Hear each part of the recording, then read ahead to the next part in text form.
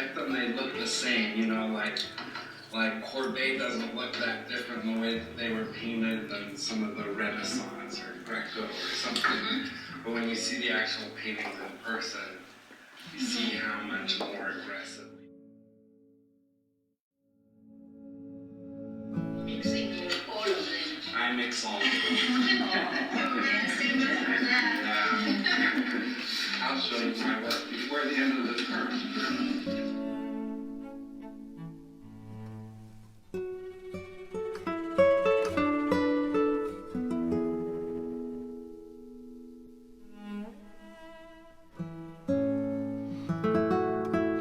So everybody grab a piece of charcoal. I've never done this before. So. Sweet, he would love that.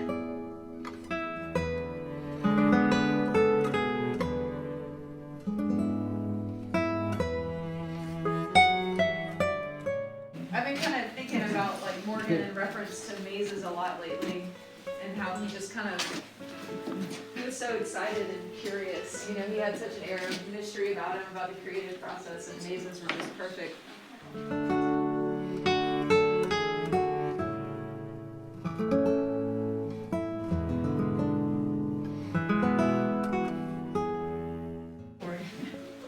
Any piece that calls out to you?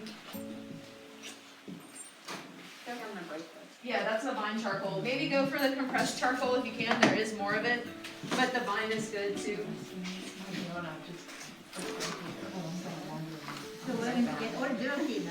Yes. I didn't sign up for that. Oh, Ron has the idea. I'll be right next to you. Ron has the idea, you guys.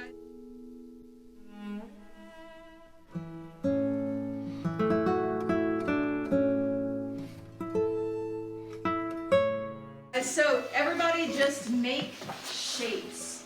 And we're going to go back. So what Morgan would do was he would just, as far as I understand, he would just freestyle these shapes, and then he'd go back with an eraser and with more charcoal and sculpt it into a workable maze. Do whatever with it. Yep, whatever, exactly. The one time that Morgan and I did a project like this together, we There's did plenty of drawing. plenty of We stuff. started hiding all these words in his drawing, including your name, Mateo. Yeah, no, he Incorporated stuff like much random stuff. Yeah. Oh, look at her. Don't think about it too much. Just be free.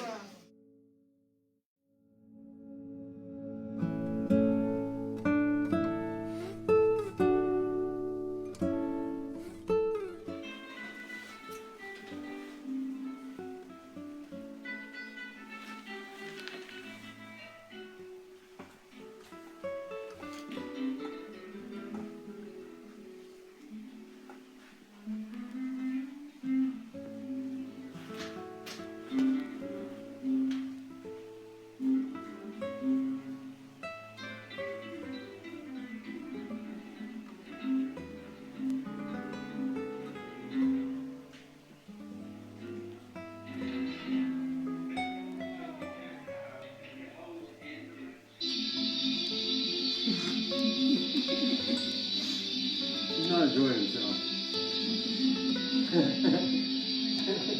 Such a maniac.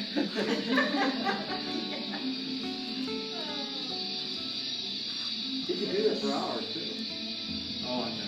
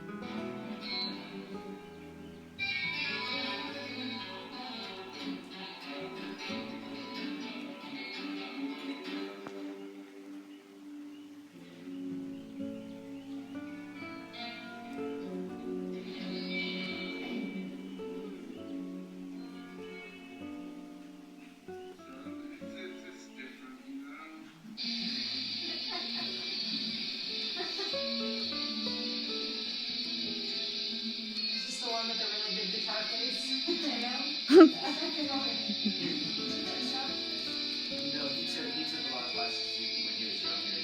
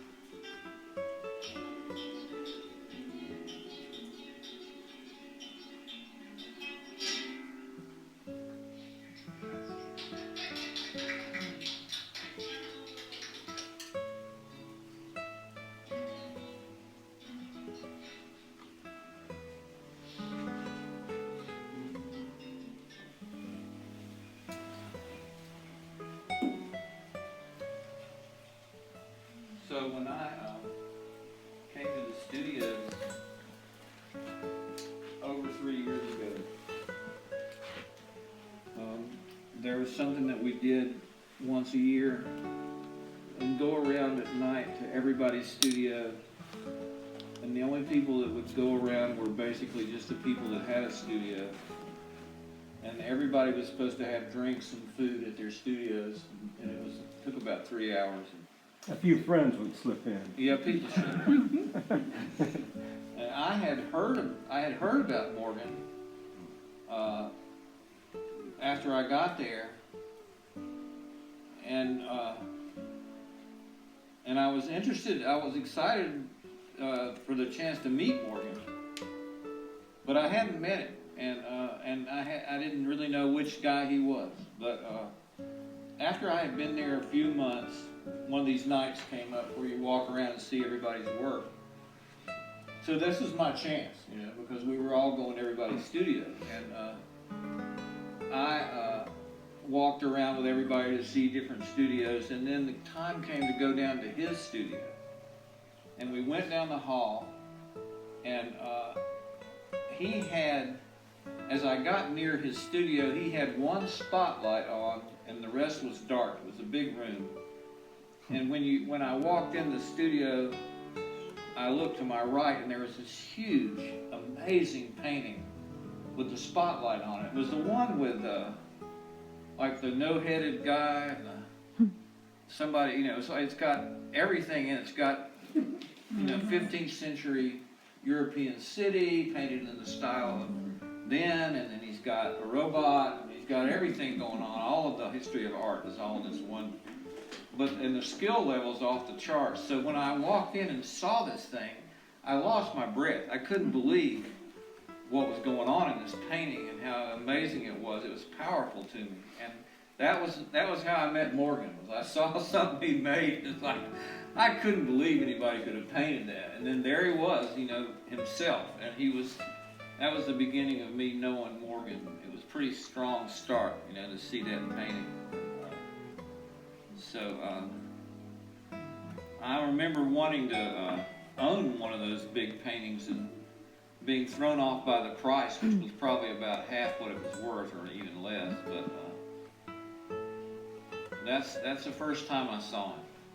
That was the first time. He never let me down. I mean, he was. I was one of his 70-year-old friends. I don't know if Morgan. I took one of his classes at Warren Wilson after I got to know him a little bit. He was teaching a art history class at Warren Wilson College, and it was the second class. It was started in like 1500 and went to the present. So he covered a lot of territory in one semester, but I've had a lot of classes and a lot of teachers, and Morgan's one of the best teachers I've ever had. He taught a wonderful class and really prepared. He worked hard on his classes before he taught them.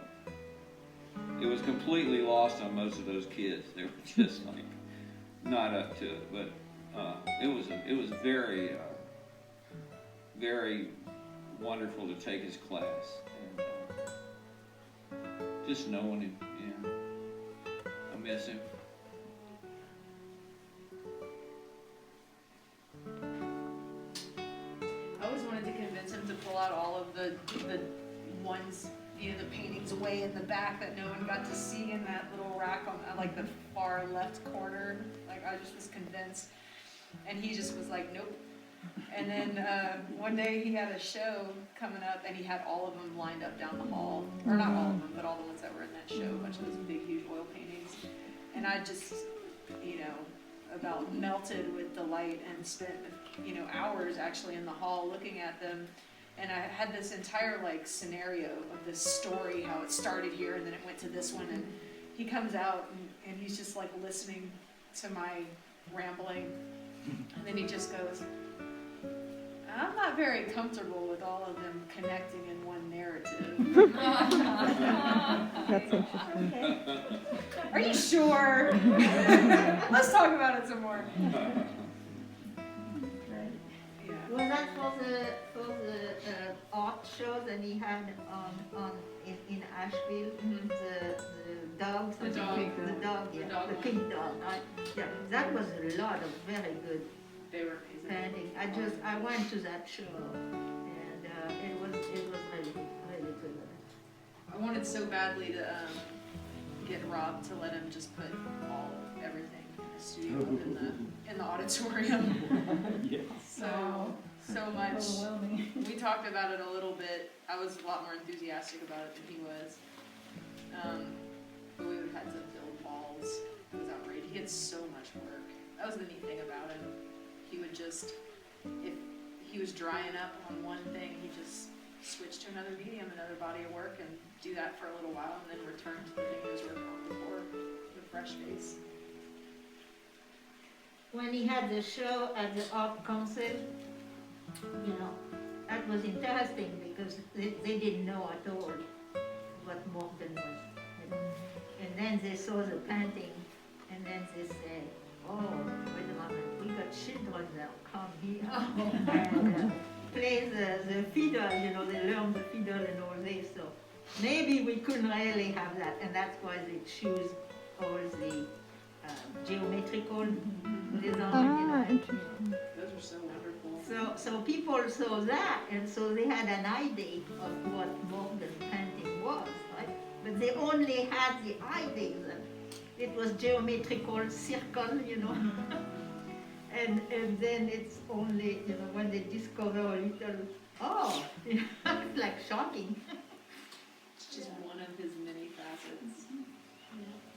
One time I spent the night at one of my friend's houses for his birthday, and his dad was like a police officer or something, like classic, like the tight fade, looked like an army sergeant, just like the classic, yeah, exactly. Talk like this, all that, and he dropped me off at my dad's studio. I think I stayed the night there. I can't really remember, but he dropped me off, and my dad was already outside drinking coffee, I guess. I don't really know what he was doing. He kind of just sat outside a lot, and he he started these people my friend and his dad kind of just needed to go back home. My dad wouldn't stop talking to him about art and stuff. Let me play guitar for you. I have some paintings I want your opinion on. And he's fine. They go into the studio. We all walk in, and there's this crazy painting out, and I had never seen it before. There were naked women on it. There was this dude coming from underground with bricks of cocaine. Nice. I remember he was like, my friend's dad was like, oh, this is interesting. He was like, yeah. And he was like, that's El Chapo bringing cocaine into this weird dimension. I was like, Nice. I was like, dude, these are not the people you should probably be telling that to. Like, they're gonna get concerned. It was funny, man. And I remember I talked to my friend about it later. And he was like, yo, those paintings are crazy. I was like, yeah. And he was like, my dad thinks your dad is crazy. I'm like, yeah. I don't know. That was pretty funny.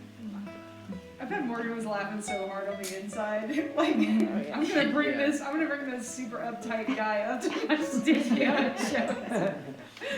My friend's little sister was with him too. She was like maybe 10 or 11. Saw like a painting of like naked women and drugs. And explain it to her.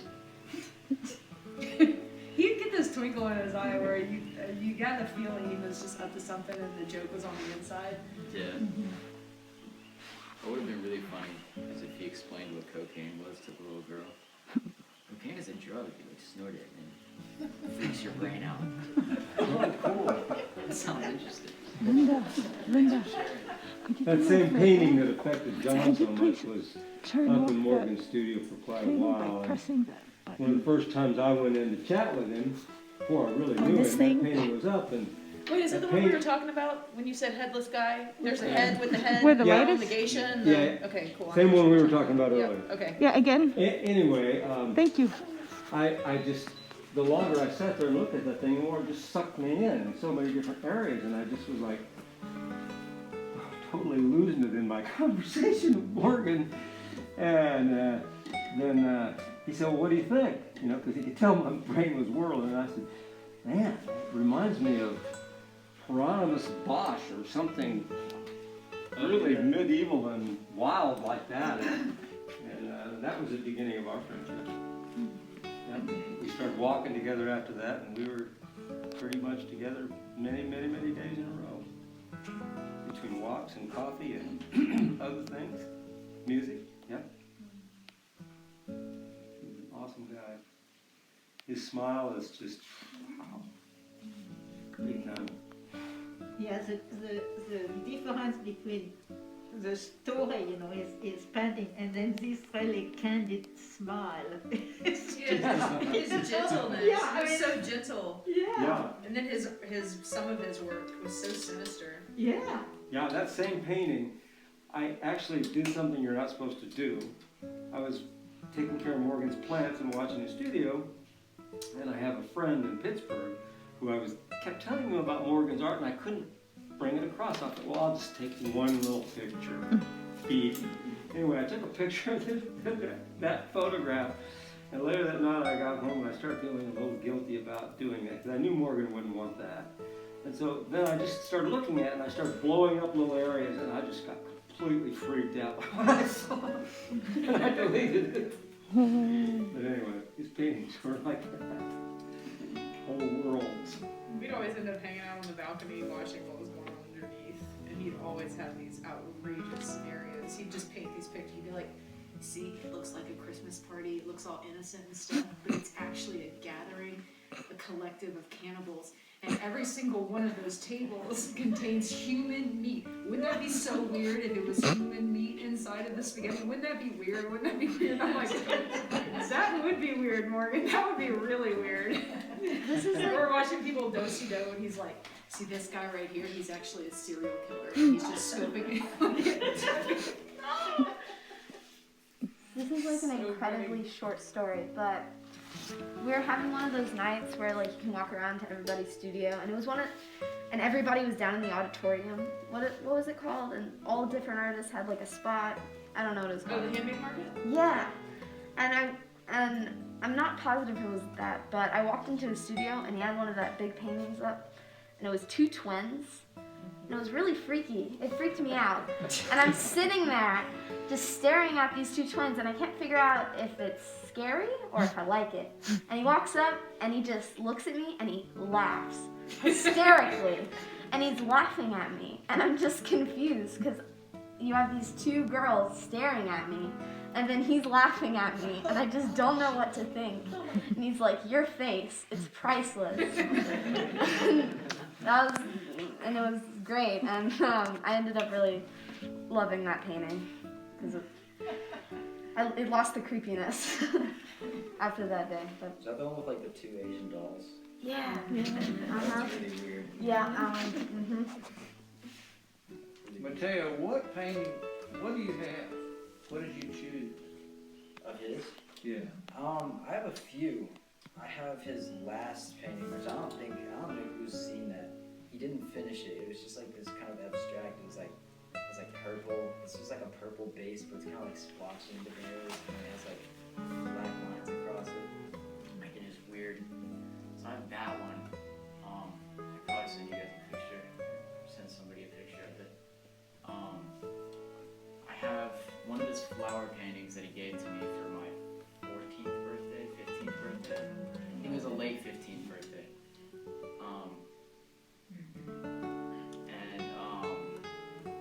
See, I have something he gave to me for my 13th birthday. Every painting he's given me, like I've asked for, like I saw it, and I'm like, that's really cool. We have several mazes, they're just stored. Yeah, we have stuff that's We have stored. things that are stored for him for later. Where That are are wonderful. the large ones go? We have two large ones. We sent the big ones to California, to Mexico. They're in Mexico now. Yeah, because my aunt has a gallery down there. Morgan's sister. I love the idea that there's a Morgan museum in the world. Yeah. I want to travel to it, and just I imagine it to just be a large building with nothing but Morgan work up. I don't know if that's the reality. That town is so funny. This doesn't really have to do with my dad, but it's just like a kind of funny story. In that town, it's called El Torito, where that little where the gallery is, where my aunt lives. It's like this tiny. It's like a village. Like it's like this tiny town. And one time I have this friend that lives there named Mario. His dad owns a restaurant downtown. We'd always get free lemonade and stuff. It was so much fun. We'd go gamble on a machine that we weren't really allowed to use, but we used it anyways. I was like 5 gambling. That's what that. Mexico, though. Yeah. Sorry. That's how we did. And we went to go walk to this machine. Like we each had 5-10 pesos, which in the U.S. is probably a penny. Not even. But we went to go gamble with it on this little machine, and we passed by this little yard and it had a donkey in it, and he was like, "Yo, look at the donkey," and I was like, "Yeah, I've seen the donkey before, Mario. We walk past it every day." And he was like, "Have you ever pet it before?" And I was like, "No, I'm not gonna pet a donkey." He's like, "No, let me show you." And he whistles in this weird way, and the donkey just just runs over to Mario. And there's a fence, so it's not but he reaches his hand over and just kind of pets the donkey. And I was like, oh, cool. And I reach my hand and it starts screaming at me. It starts the classic and I'm like, oh god. I started crying and I ran back home. It's a donkey screamed at me. You gotta learn to sing and whistle. Yeah, and Mario was laughing. He knew it was gonna happen. I don't know how, but he was friends with it. I don't even know. So it's a very small town where the gallery is. Yeah, it's tiny. So there's not much exposure of people to go and see the They painting. bus tourists up there. They It's have in the tourists. rainforest, above Puerto Vallarta and all that. And so there's a lot of tourism that come through on buses and stuff. Yeah, it's and probably those spots. an hour, 2 hours from Vallarta, Yeah. and Vallarta is a Mhm. bigger city in Mexico. Yeah, tourist area. It's it's the tourist city of Mexico. Is it beautiful? Yeah, no, it's really cool. It's I corresponded with Maria some, and right after she got the paintings, she was pretty overwhelmed at first. It's a lot. Yeah, but I think she's And they are huge, they're 9 feet, some of them are 9 feet. huge, yeah. Oh, yeah. So I hope she got it all resolved, but Did they ship them stretched or did they break them down to little And numbers? they Shipped them. took it off. They shipped them to California stretch. And then in oh, California, where they took them off to take them across to Mexico. And so now they are putting them back on the... She's choosing which ones to stretch, because it's not that big of a gap, it couldn't Yeah. hold all of his all of his stuff. So she will probably only show very few at a time. At a time. Until it's sold and then put another one. I think when COVID is over, Morgan's stepmother, Marisol, lives in Mexico City and has a lot of connections there. So I think there's an idea that later that work will go down to Mexico City and be able to be shown. But right now, nothing is being shown. Morgan was applying to college. He wanted to go to UC Santa Cruz, and who wouldn't? That would be the school. So, and he got in. He got in Berkeley. He wanted to go to Santa Cruz. He told me the story. He said his mother said, "You have to go to Berkeley. You can't go to Santa." So he went to Berkeley. He missed out on the pure fun. I think he's been mad at her ever since, actually. Yeah, really? You really want to go to Santa Cruz, which makes sense. Oh, yeah. I mean, I don't. If you've ever seen UC Santa Cruz, it's up on the hill above the ocean. So you look down at the waves, and you've got your surfboard right there in your dorm room. And then you just skip class and walk down the hill and surf. Or skateboard with your. Yeah, it's perfect. He knew what to do, he just didn't do it. Did Morgan surf? I have no idea. Not really. You boogie boarded Yeah. Oh, okay. a lot. The best type. Yeah, The only way, yeah, no. exactly. Boogie board is the best. One time we tried to use a cardboard box because we didn't have a boogie board. I think ours broke. This was at Tybee Island. So he was like, well, let's go look for something. The Outer Banks, we had one of those like little wooden ones that slide across like the sand. Oh, yeah. And I tried going on it, and I ended up falling and getting like sand burn all over my legs, and it was horrible. For that slight moment where I stood up. Oh man, so we found a plank of wood. Oh, you got a little ride before you went down. Yeah, like 5 seconds of like a little crack. I was like, look, it's a board of wood we can use. And he was like, oh yeah, and he like just snapped it in half. I was like, oh, I guess not, never mind, my bad. And then he's like, there's a recycling over here. I'm like, it's Savannah, Georgia, do we really want to go through recycling? Like, you never know what you're gonna find in there. There might be bodies in there, like, I don't know. And he was like, no, it's fine, let's do it, I've done it before.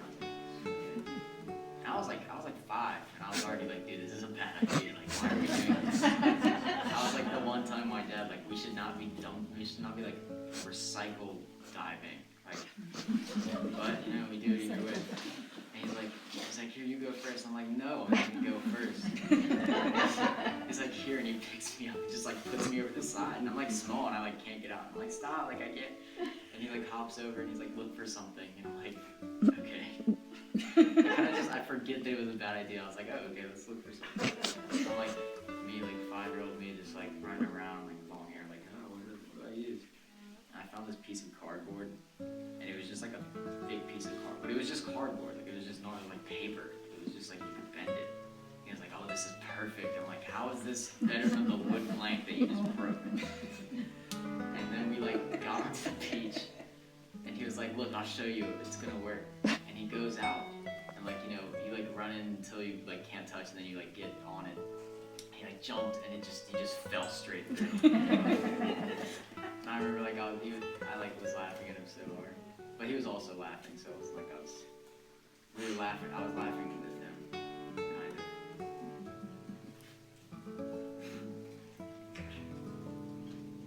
of. You know, so many artists became famous when they were long gone, and I always imagined that Morgan would become world famous sometime. It could be 50 years, you know, because that's how it usually happened for great work. That someone discovered, like, oh my God, this has been here all this time. We didn't even realize how wonderful it is. It doesn't lack heart. Well, it was like you. The first time I saw his work, I took a resident that was here. She was from Panama, and she'd never seen it. I'd never seen it. And we just went to the island and walked up, knocked on his door. I don't know why I did that. I usually don't do stuff like that. He could have been, what are you doing here? You know, I don't have time for this. When the door opened, there was Morgan I came to find out that he was. Big smile, come in, welcome to my studio.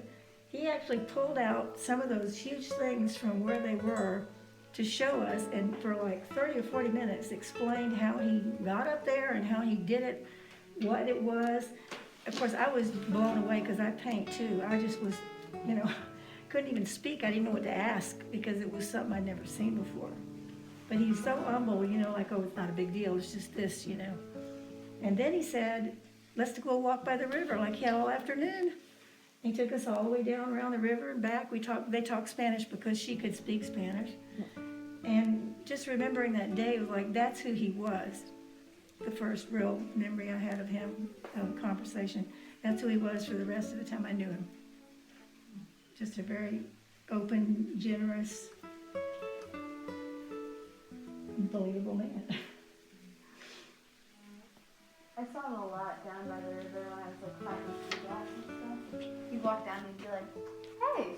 I'd be like, hey. And he'd just walk away.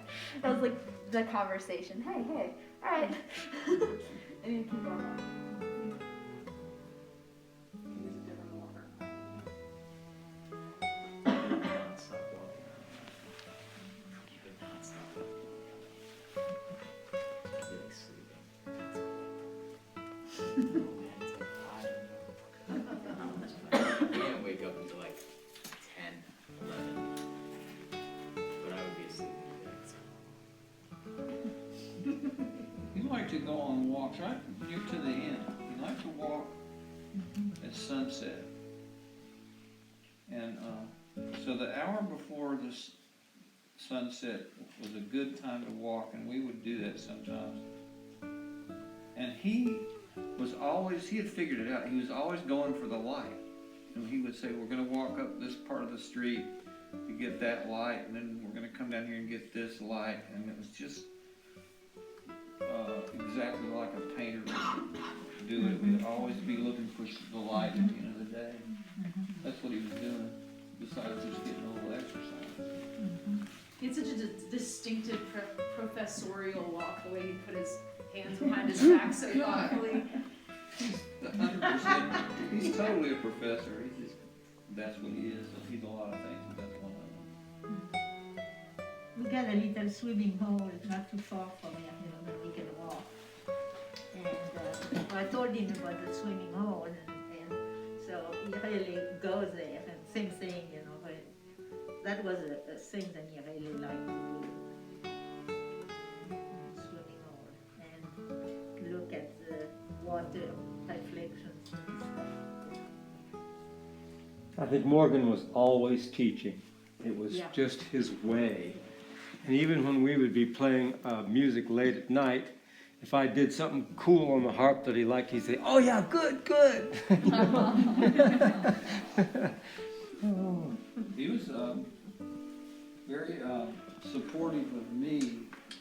I'm new to painting, and he was in my studio a lot. And he would be in the afternoon, like at 3 o'clock, and when he would show up and the door would be closed, and he would be outside the door, and he'd say, John, he had a high pitch. Are you there, John? I'd say, yeah, and he came in.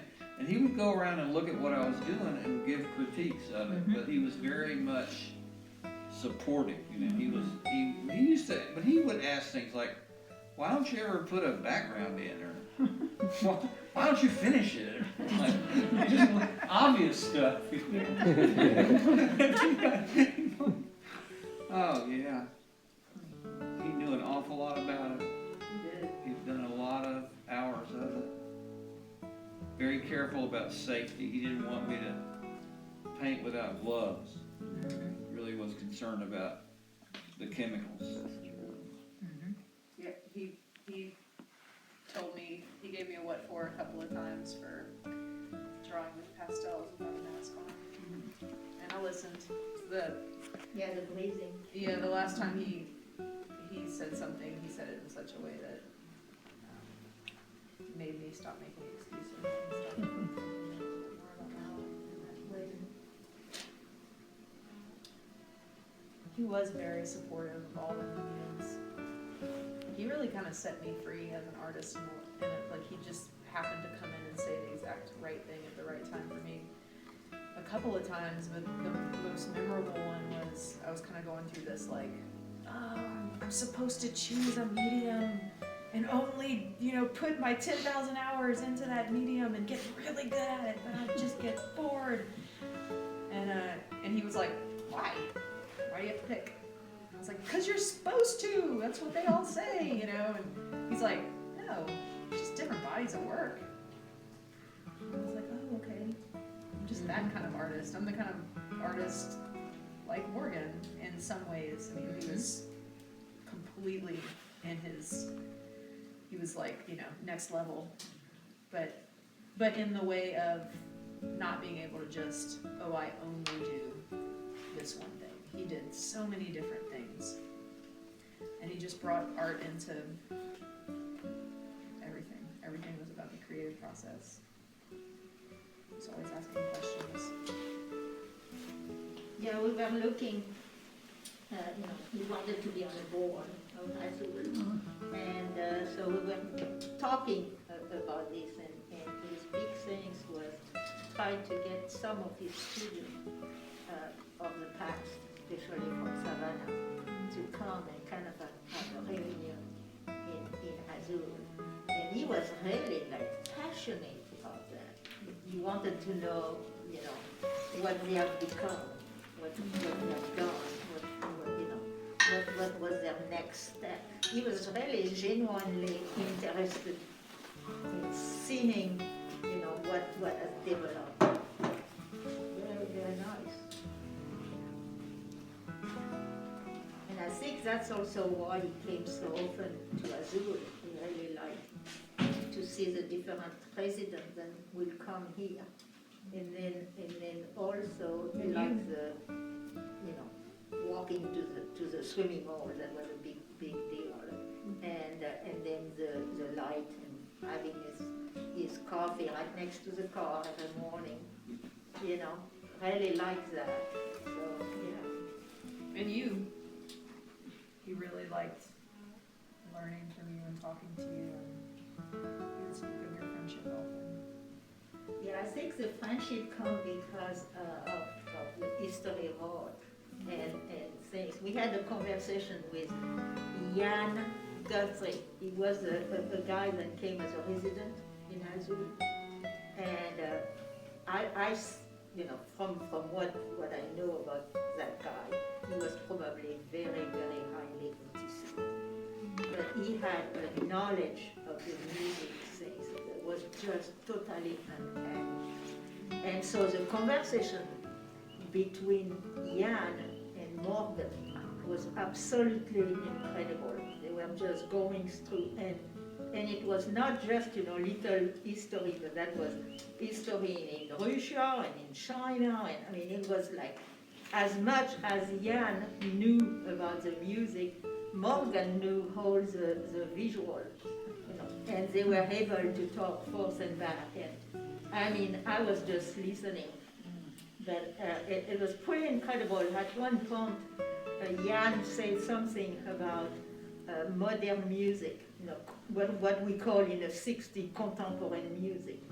And so I was just, remembering some concert that I went to see in Paris. And I think always Tchaikovsky, I forgot the name now. So anyway, I talked to him and I said, oh, and there is that other guy, but I can't remember his name. And he said, he's kind of a Greek name. And Jan said, oh, you're talking about Xenakis? I said, yeah. And I mean, how do you know it? You're here in America, and and I was blown away, And Morgan just talked back to him, and it was just, I couldn't believe that I was assisting to this.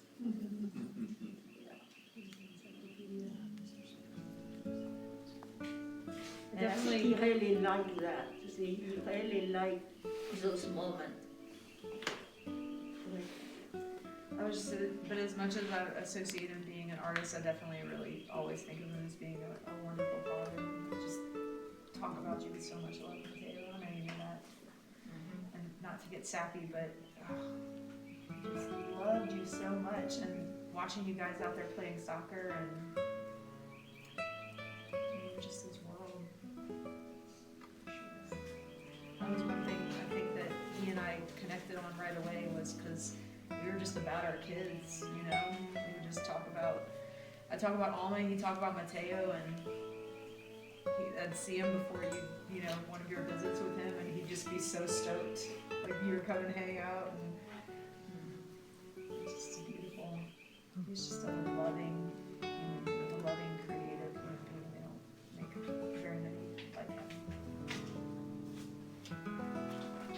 I've never known anybody like him. I don't have anybody I can compare him to. His last name. At all. Okay, go fill it in or give it to her. It's got to go.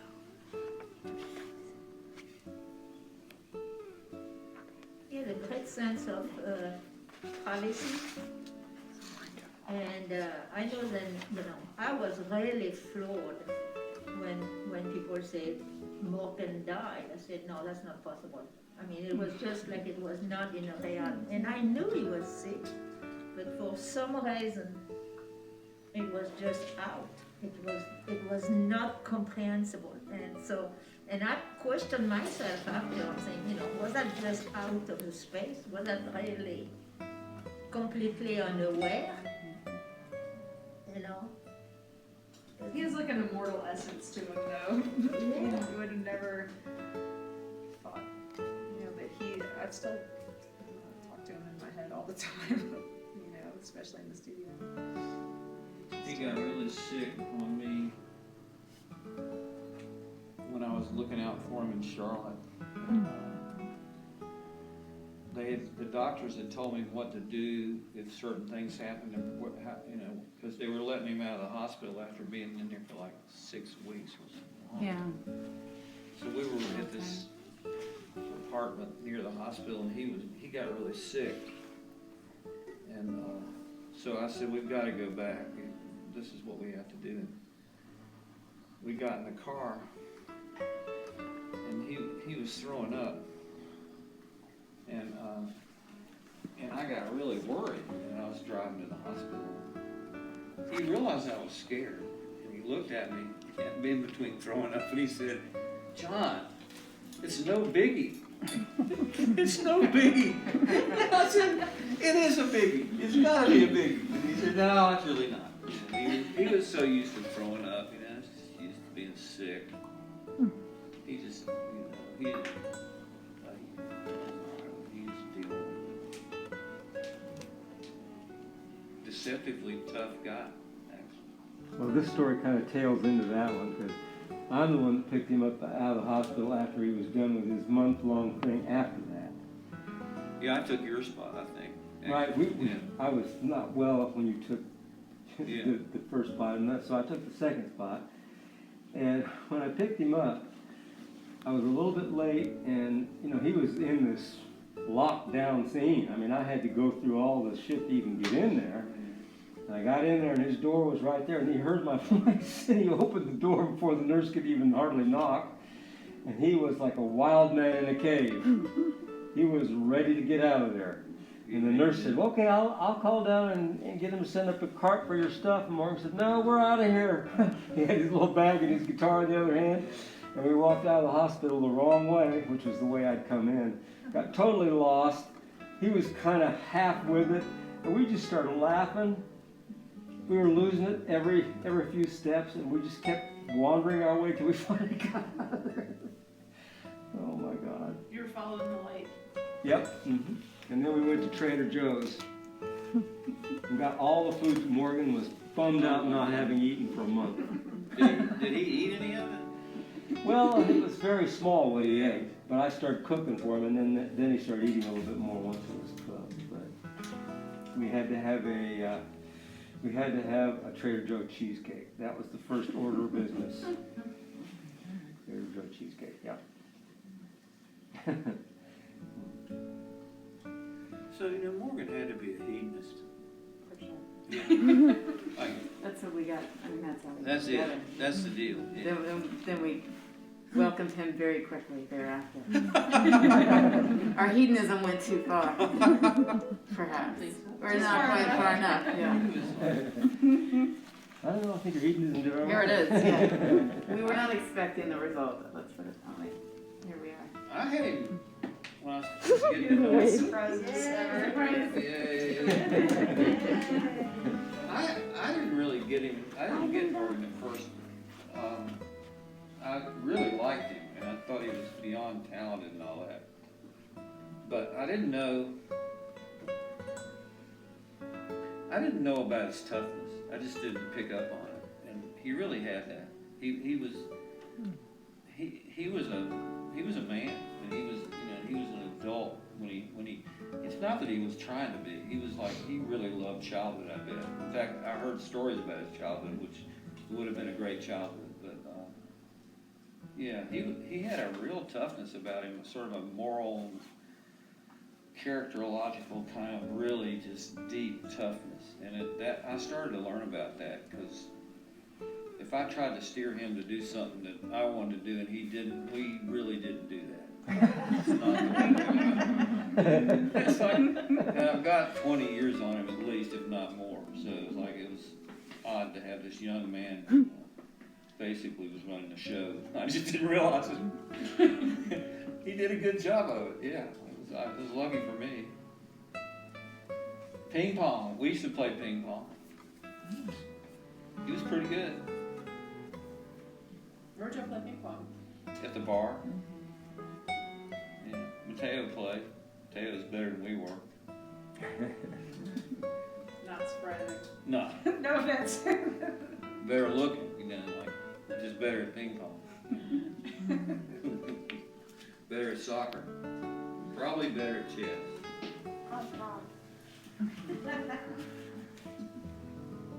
Morgan was pretty good at soccer.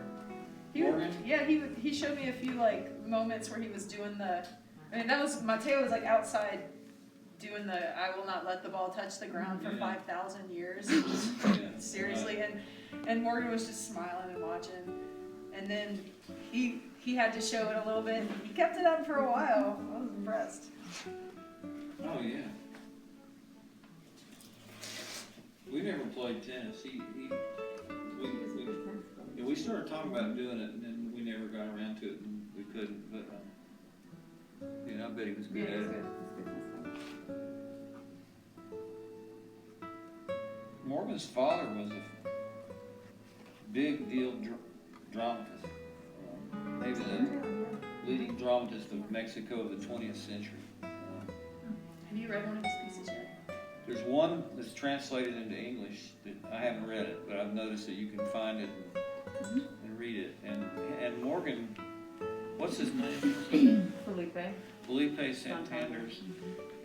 You'll easily discover who that was, and what you'll see is Morgan's face. Morgan has the same face. Boy's sister looked like him too. Really? Whoa. Yeah. But Morgan just loved his father, and it's probably why he was a good father himself. I mean, he had one, so that was pretty sweet for Morgan, for his dad. And from what I understand, his father was very worldwide, and sometimes I got very confused. He was, Morgan would tell me all the things. And pretty soon I didn't know. Okay, is that in Europe or is that in Mexico? He might have been a Very diplomat. complicated. Yeah. Besides being a dramatist. He was a spy, trying to catch all the cannibals. I think he was in the cabinet at one point, minister of something. I forget what he was, Yeah, that minister of the happens arts in or whatever it Mexico, was. 'cause, Yeah. I'm the only one that, there's a famous novelist that was really big into politics. Morgan said his father, if he was directing a play and one of the actors wasn't doing it right, wasn't showing up on time, or was like, that his father would just take him out and basically get it straight with him that they had to do this. It's like it's kind of a serious situation. So.